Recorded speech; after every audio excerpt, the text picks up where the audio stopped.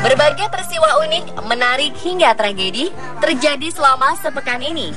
Rangkaian peristiwa tersebut kami rangkum dalam segmen On This Week malam ini.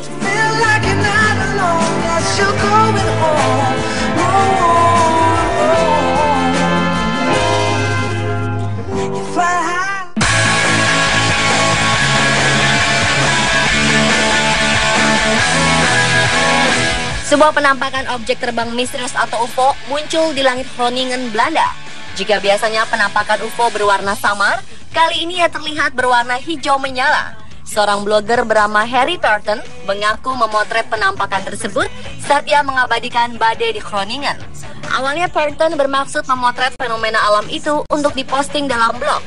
Namun saat ia memeriksa kameranya untuk meninjau beberapa jepretan, ia melihat ada yang menarik. Terdapat penampakan UFO berbentuk mirip ubur-ubur melayang di langit malam. UFO itu memancarkan cahaya hijau terang, kontras dengan warna langit saat itu. Awalnya ia berpikir kalau itu adalah kilatan petir, namun ketika diamati lebih baik, bentuknya mirip UFO. Hasil jepretan Burton pun menimbulkan berbagai spekulasi. Ia pun memiliki anggapan sendiri. Menurutnya, itu merupakan sesuatu yang terkait meteorologi. Mungkin sinar matahari mengintip melalui awan badai dan menciptakan efek tersebut.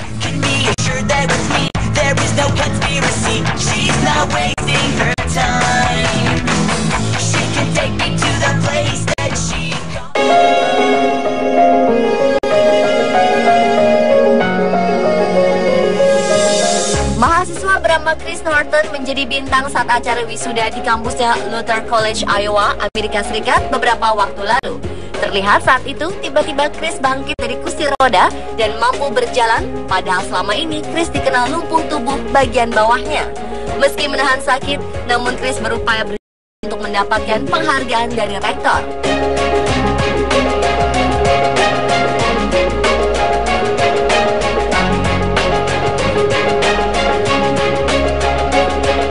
Usahanya pantas diacungkan jempol. Emily Summer, sang tunangan pun berada di sana, membantu memapah Chris agar bisa berdiri tegak.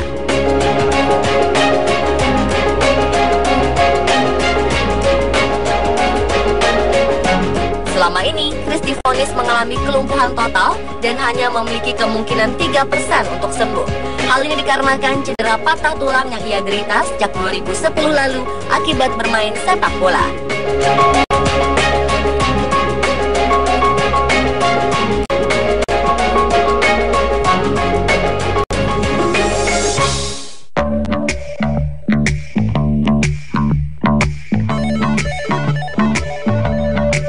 Victoria Bascom, wanita asal Lake County, Ohio, Amerika Serikat, baru saja dijatuhi hukuman oleh pengadilan Ohio lantaran tidak membayar taksi yang ditumpanginya. Hukuman tersebut diberikan setelah Bascom menumpang sebuah taksi dari Cleveland menuju Pennsville. Entah sengaja atau kelelahan, wanita yang berprofesi sebagai pemeran pengganti sebuah film itu tidak membayar argo taksi sebesar $100 atau sekitar 1,3 juta rupiah. Merasa dirugikan, supir taksi melapor ke pengadilan. Namun Hakim Michael Isaac Kennedy yang dikenal sangat kreatif dalam memberikan hukuman menawarkan dua opsi kepada Bascom. Pilihan pertama adalah penjara selama 30 hari. Kedua, berjalan kaki sejauh 48,3 km.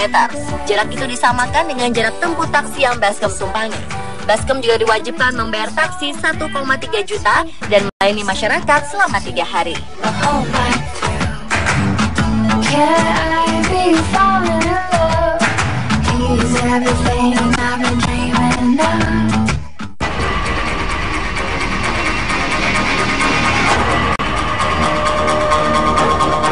Mungkin kedengarannya aneh, seperti adegan dalam film horor.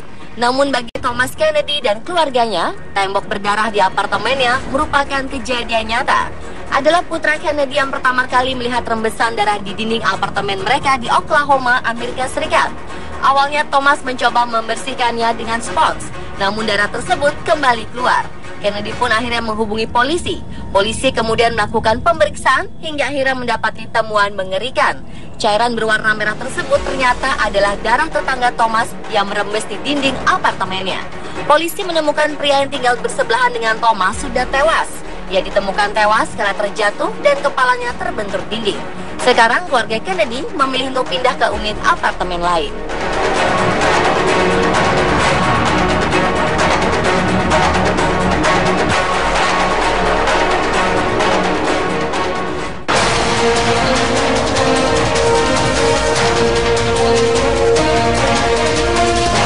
Lebih dari 370 orang belum ditemukan menyusul karamnya kapal pesiar Cina di perairan Sungai Yangtze. Musibah ini merupakan kecelakaan kapal terburuk di Cina dalam 70 tahun terakhir.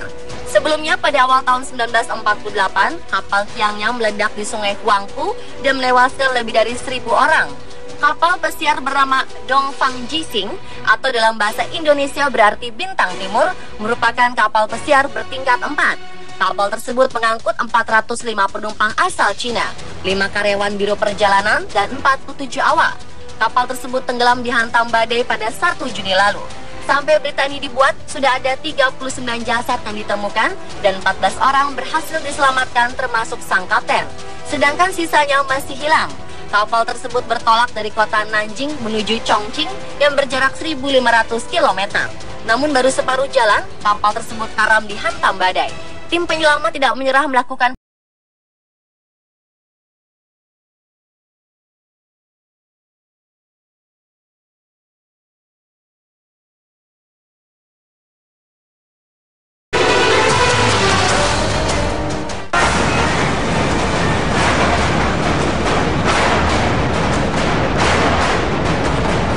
mengangkut para turis Irak mengalami kecelakaan di Iran.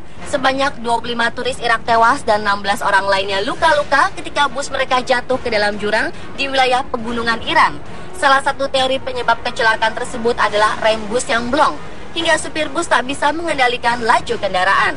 Dalam insiden maut pada 2 Juni tersebut, bus terjun sejauh 200 meter hingga tercebur ke sungai di wilayah pegunungan Alborz. Hingga saat ini, para petugas penyelam masih mencari 1 orang lagi yang diduga telah terbawa arus sungai. Para turis tersebut diketahui tengah dalam perjalanan menuju resort Laut Kaspia. Ini merupakan kecelakaan serupa kedua kalinya tahun ini di wilayah Mazandaran yang dikenal akan pemandangan alamnya yang indah. Sebelumnya pada April lalu, sebuah bus terjun ke jurang setelah mengalami masalah mesin. Sebanyak 12 orang tewas dan 28 lainnya luka-luka dalam insiden tersebut.